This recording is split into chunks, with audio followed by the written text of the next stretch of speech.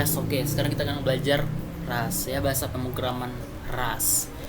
RAS adalah bahasa pemrograman sistem ya, jadi sistem programming language yang didukung oleh penelitian dari Mozilla ya, Mozilla. Bahasa ini dirancang agar menjadi pemrograman yang aman, concurrent dan praktis ya. Bahasa ini mendukung paradigma pemrograman fungsional dan prosedural imperatif. Sintaks bahasa RAS serupa dengan bahasa C++, namun dirancang dengan keamanan memori yang lebih baik ya, jadi memory safety.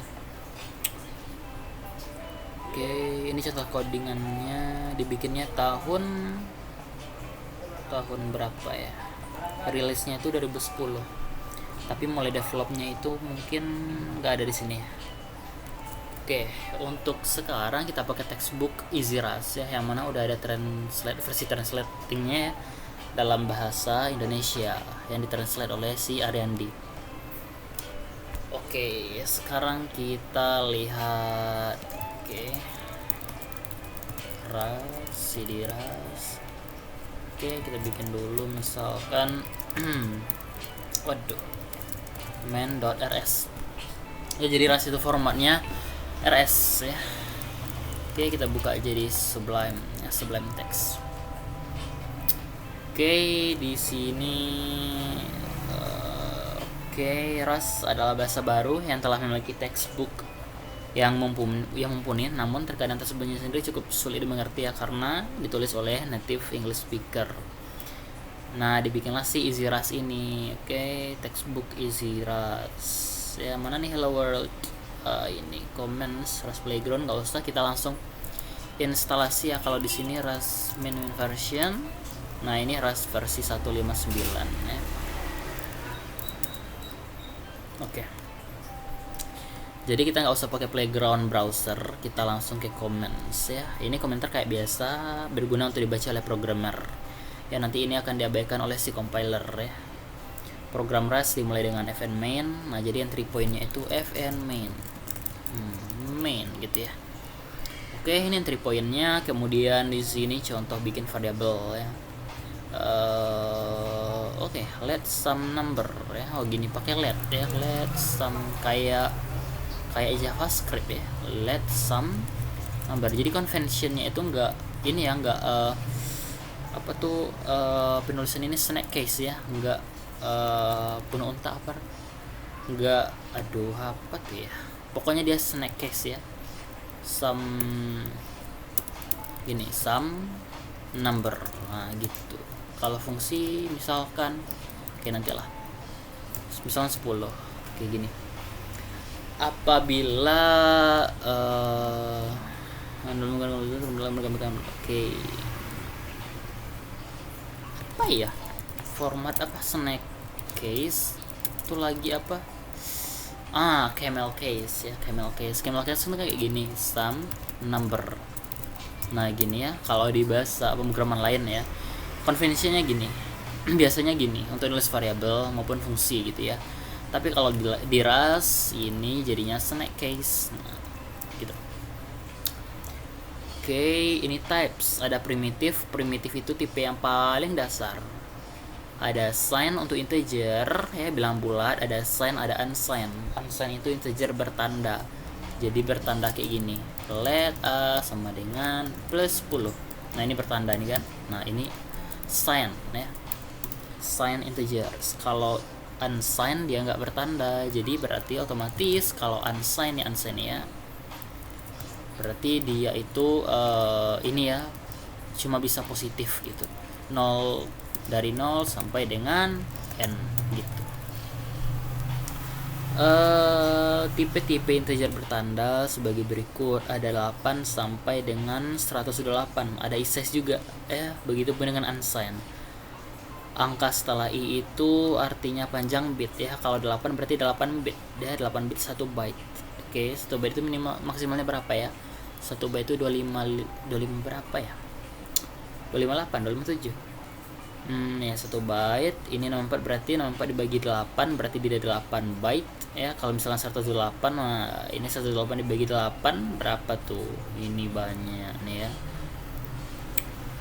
Size ini menyesuaikan dengan arsitektur komputer kita.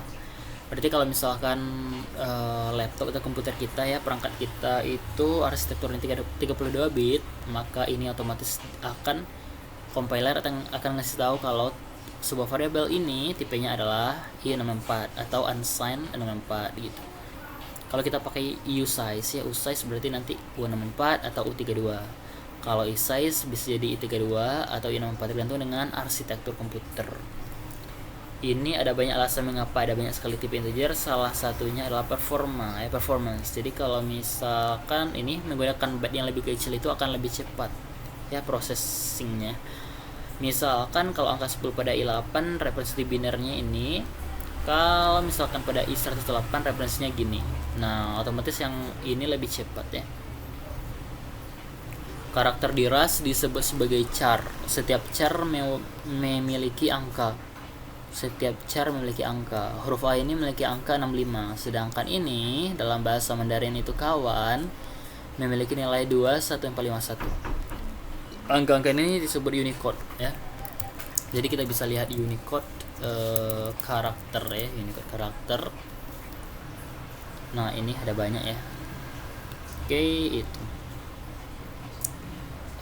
Contohnya gini ya, karakter A, karakter ini kosong juga karakter ya, juga sebuah char ya. Ini juga, ini berkat Unicode, bahasa lain seperti Cherokee juga tampil dengan baik ya, maka berterima kasihlah kepada Unicode. Kemudian emoji juga gitu, oke, cat face. Nah, ini juga merupakan sebuah char karakter ya, berapa byte-nya entahlah. Oke, ini karakter itu disimpan di U8 ya, jadi 1 byte ya. Kalau karakter biasa itu kan 1 byte saja cukup, bisa menyimpan 0 sampai 255 ya, artinya totalnya adalah 256. Oke, kita bisa cache juga ke char menggunakan S ya, cache U8 ke char bisa. Untuk ini main number 100, jadi kalau kita print main number S char ini akan gagal ya, karena kita tidak menuliskan tipe dari integer ya, kita nggak kasih tipe, sehingga Rust memilih integer 32. Rust selalu memilih integer 32 untuk apalagi beda.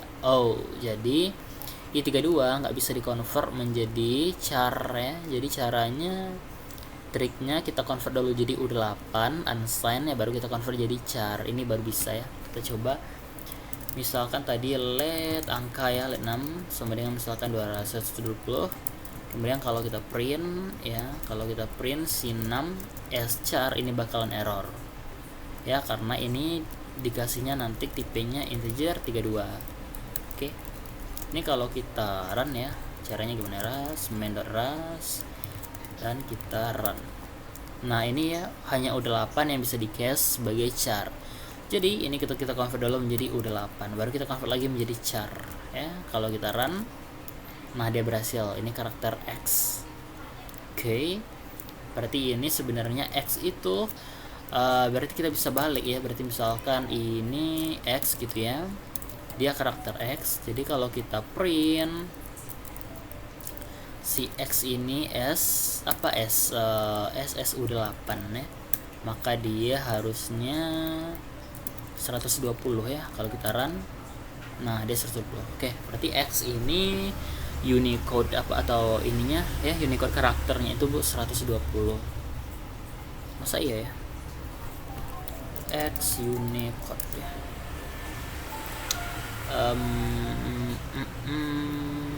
Coba deh 120. Nah ya, X Unicode 120. Bener ya. Oke, kemudian apa lagi nih ya? Nah, huruf-huruf dasar dan simbol biasanya merupakan 1 dari 4 byte ya, merupakan 1 dari 4 byte. Semua chars menggunakan 4 byte memori, karena sejauh ini 4 byte aja cukup. Oke. 4 bytes aja cukup. Berarti kalau 4 bytes berarti berapa bit tuh? 4 dikali 8 32 ya, berarti unsigned 32. Kalau aksara Korea itu perlu 3 atau 4 bytes ya. Kalau yang dasar 1 dari 4 ya. cuma 1 bytes aja. Ini contohnya kalau kita pakai len untuk mengetahui nilai bytesnya berapa, kita pakai len ya.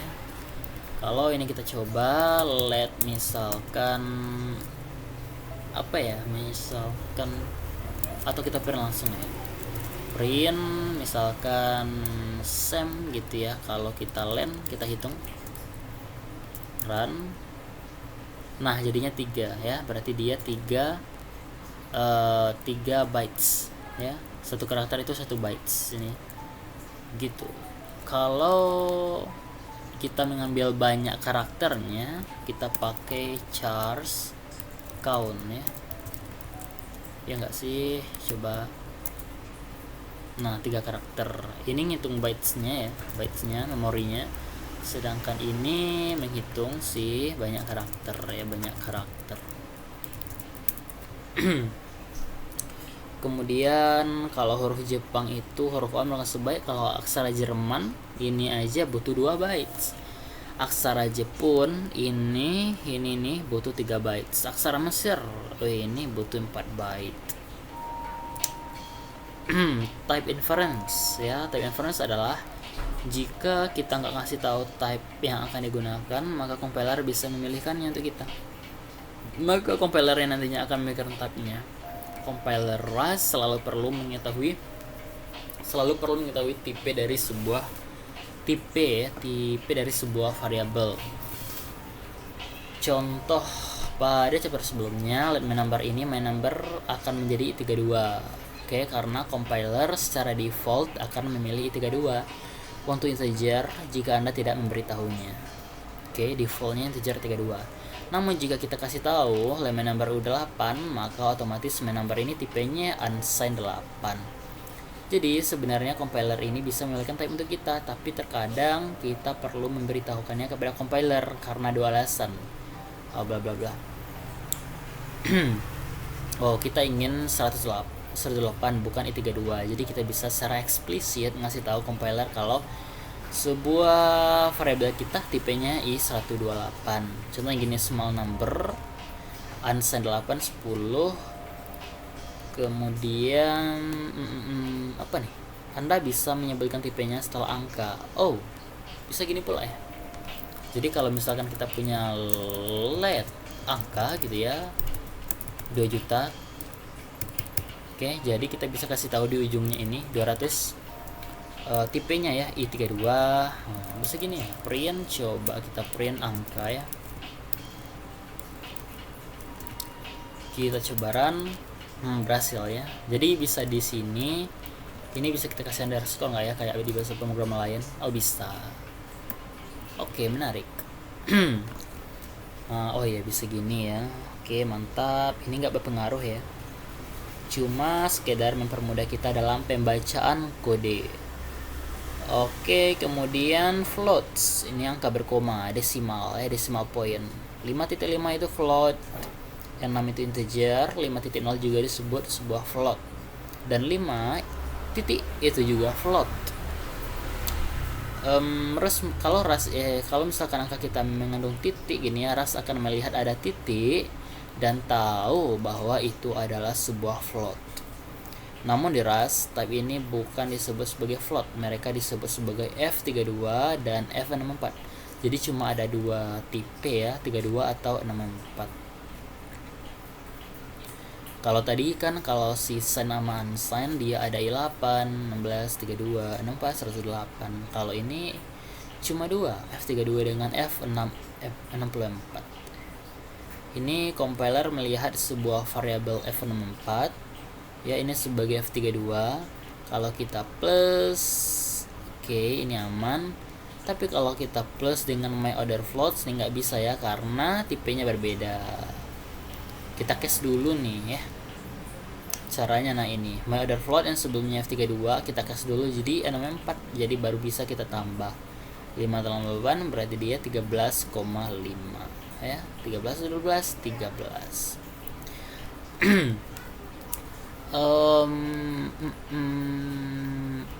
Oke.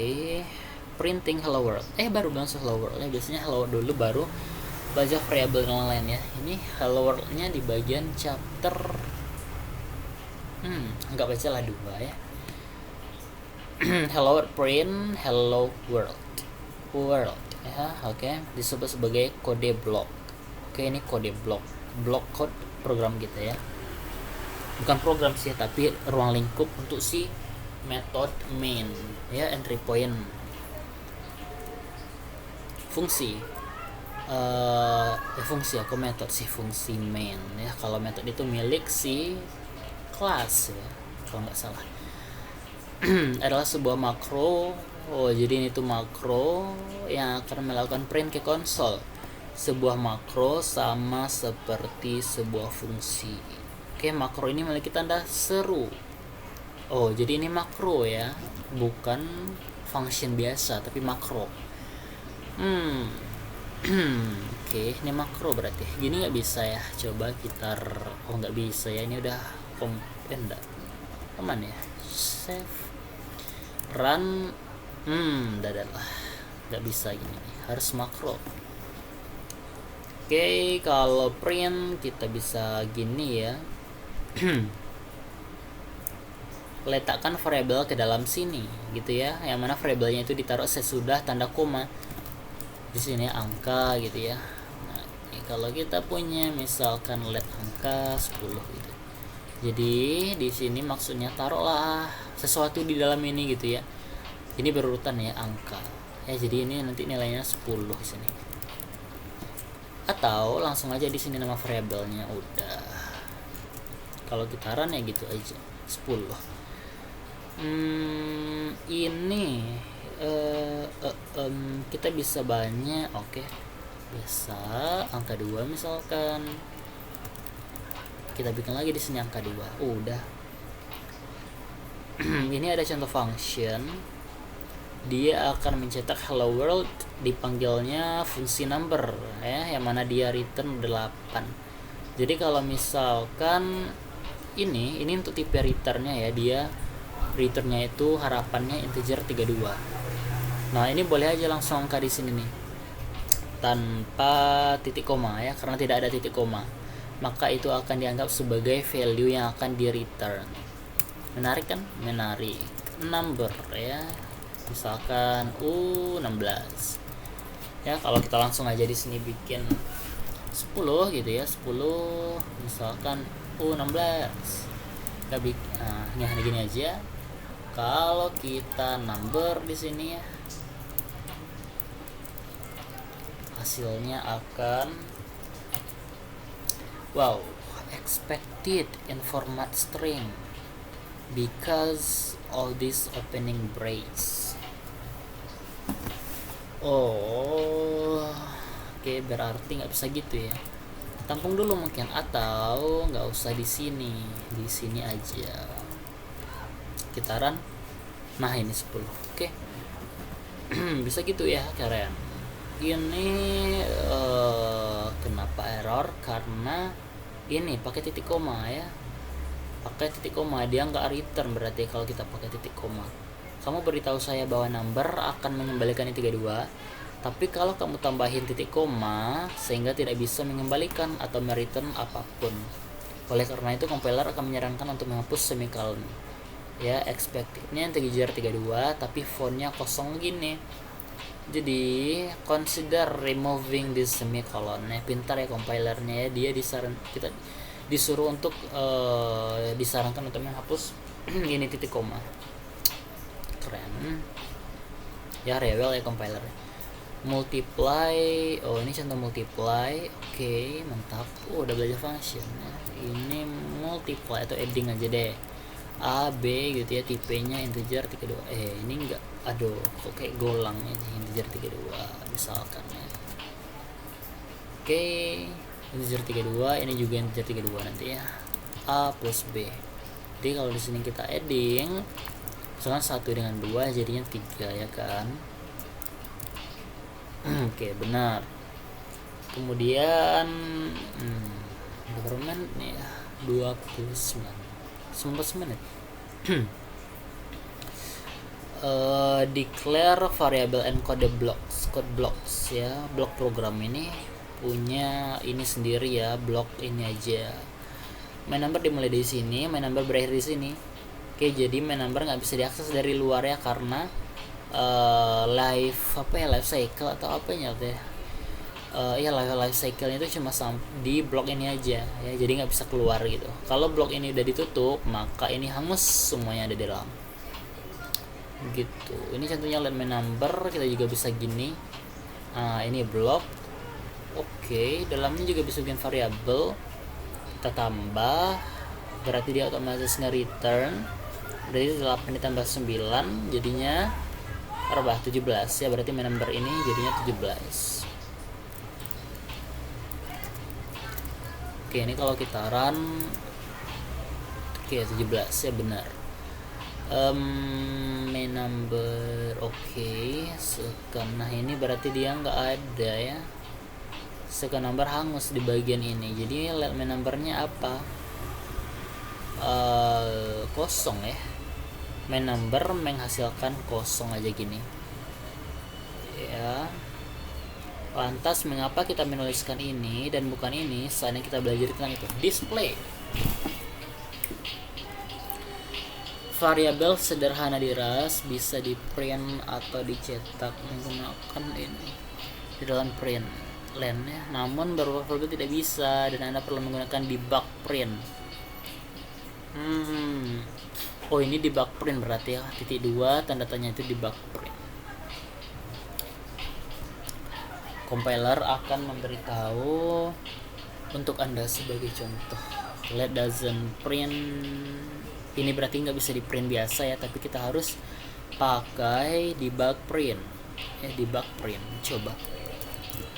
Main let misalkan kosong aja. Kalau kita print, nah gini aja berarti nggak bisa ya. Kalau kita run, nah nggak bisa ya. Berarti kita harus pakai mode debug ya, mode debug. Nah, baru berhasil ya. Oke. Tiba-tiba Riana video call. Banyak sekali informasi yang diberikan oleh compiler, tapi bagian terpentingnya adalah you may be able to use ini or ini for pretty print. Oh, jadi ada dua opsi ya. Bisa gini juga. Oh. Ini artinya Anda bisa mencoba ini dan juga ini. Ini disebut dengan pretty printing, mirip dengan ini, namun mencetak format yang berbeda.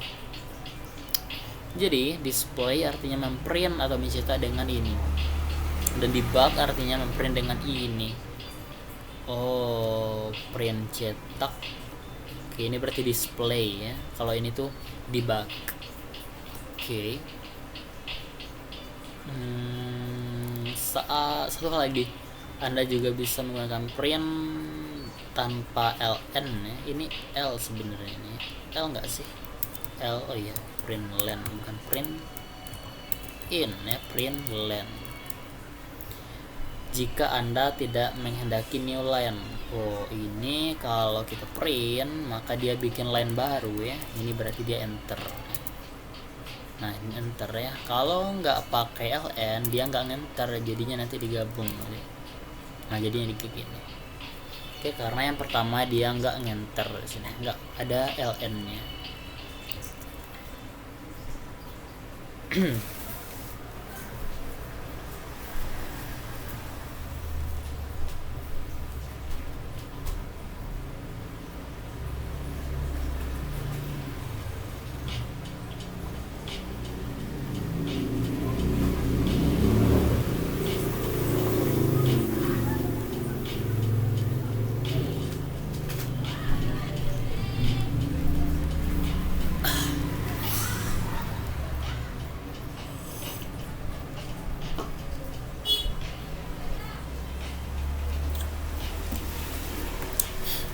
Smallest and largest number. Jika Anda ingin melihat angka yang terkecil dan terbesar, Anda bisa pakai min max dari standar library. Standar library ini adalah semua fungsi yang umum ya, yang general, yang umum digunakan di Rust. Jadi kita bisa pakai gini, std .2 i8 .2 min. Jadi kita bisa minta, kita bisa print, kita bisa ini ya, dia bisa ngasih tahu kita kalau misalkan I8 itu minimumnya berapa. Oke, ini kalau kita copy ya. Ini kalau ini, Oke, kalau kita run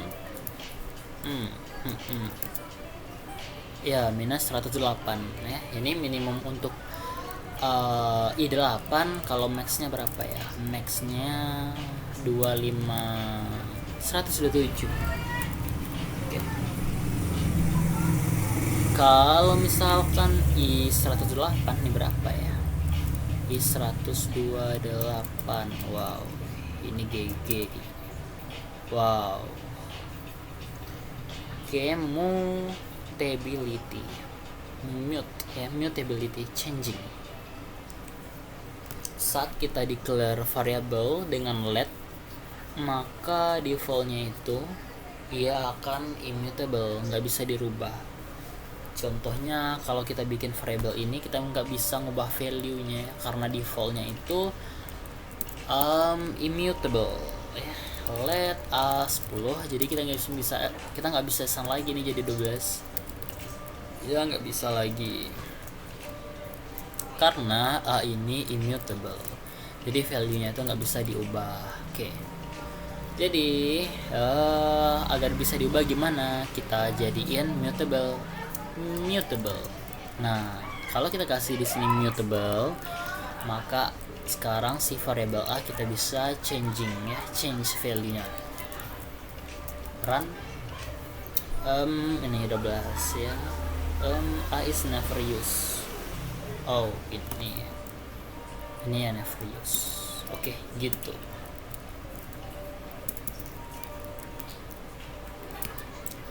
Oke, nggak ada error lagi. Warning lagi. Shadowing ini artinya menggunakan let untuk mendeklarasi variable baru dengan sama dengan variable yang berbeda. Hal ini terlihat mirip dengan mutability, tapi padahal ia adalah hal yang sama sekali berbeda.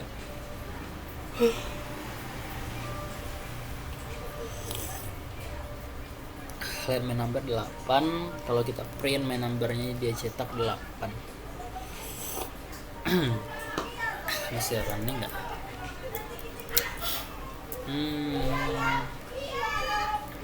Saya rasa ini main number, ini tipenya F64. Oke, ini shadowing, ini kita bikin let main number lagi, jadi ininya tersedow ya, terblok ya, kasihannya. Oke, berarti dia nggak dihapus ya, tapi cuma disembunyiin. Ini blok ini contohnya main number 92 kita cetak, tapi sudah variable main number telah hangus di bagian ini ya. Udah habis bloknya, maka dia udah hangus ya. Jadi ini dipakai lagi nih. Kalau kita print ya 8 lagi nilainya kan, gitu.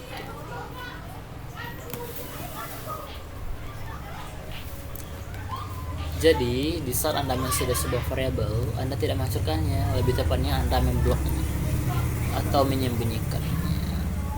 File size 69 mega.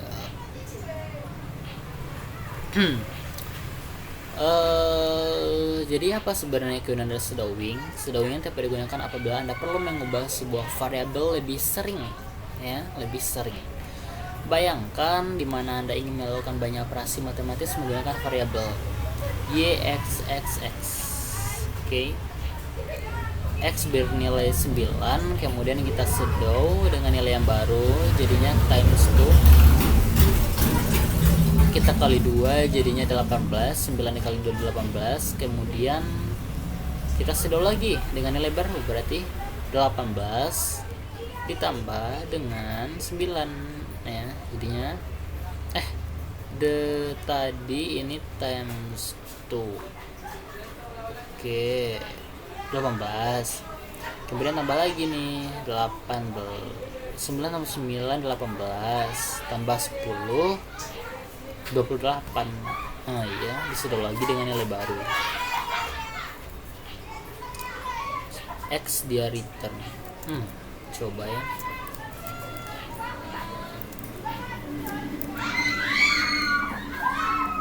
Main number snow 28. Ya berarti ini cuma shadow ya, berarti nanti di replace lagi, ini di shadow lagi, dapat ini yang terakhir ya. Oke, ini kalau kita print di atas baru hasilnya ini keluar si 18 ya. X ya, coba X. Titik koma. Nah 18 yang di atas, kemudian di bawahnya baru final numbernya ini 9 ditambah 9 ditambah 10, 28. Kalau tanpa shadow ya kita bikin nih variabel dengan nama yang berbeda, y, x twice and y gitu. The stack and heap and pointers. Stack, heap, dan pointer sangatlah penting di RAS. Stack dan heap adalah dua tempat penyimpanan di komputer. Perbedaannya menonjol adalah stack ini sangat cepat, heap itu tidak terlalu cepat. Kita nggak bisa bilang dia lambat ya, tapi tidak terlalu cepat dibandingkan dengan stack gitu aja. Jadi stack ini punya limit ya sebenarnya, tapi berapa ya? RAS perlu mengetahui ukuran sebuah variabel pada saat compile time. Nah jadi kalau sebuah variabel udah tahu ukurannya berapa, maka akan disimpan di stack, ditaruh di stack. Kalau nggak tahu berarti dia simpan di heap. Ukuran yang tidak tetap maka dia simpan di heap, tapi pointer atau alamatnya itu tetap disimpan di stack. Jadi ngaksesnya nanti ke stack itu ya, karena pointernya di situ, kemudian baru nanti reference atau value-nya berada di heap. Oke. Pertama taruh datanya di heap, kemudian ambil alamatnya, simpan alamatnya atau pointer atau reference, kemudian simpan di stack. Pointer terdengar rumit, padahal itu sebenarnya adalah konsep sederhana. Pointer itu seperti daftar isi ya, jadi referensinya. Ada di mana chapter my life? Iya, ada di halaman 1 ya. It points mengarah ke halaman 1. Ini pointer gitu.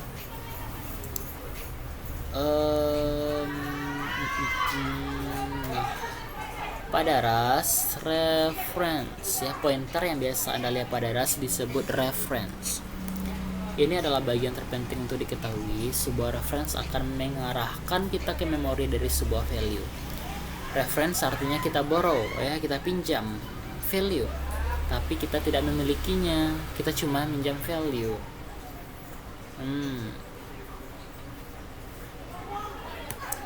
Oke, gini kita pinjam value-nya gitu ya, reference, pinjam dong value-nya. Kita pakai tanda n diikuti dengan nama variabel itu. Ini banyak nih ya. Ini bertipe i32, ini bertipe reference i32, ini reference i32. Itu semua itu adalah tipe yang berbeda. Kalau kita analogiin, teman dari temannya si X juga berbeda dari temannya dari teman-temannya si X. Oke. More about printing. Ini cuma ngeprint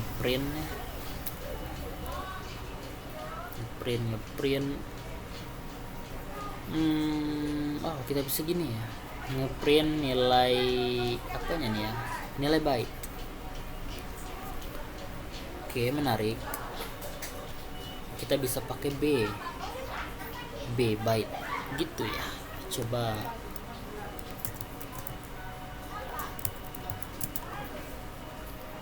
iya, atau kita bisa gini untuk apa ya,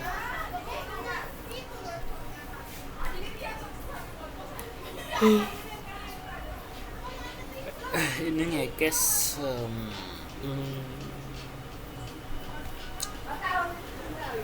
Oke, kita lanjut nanti aja, capek.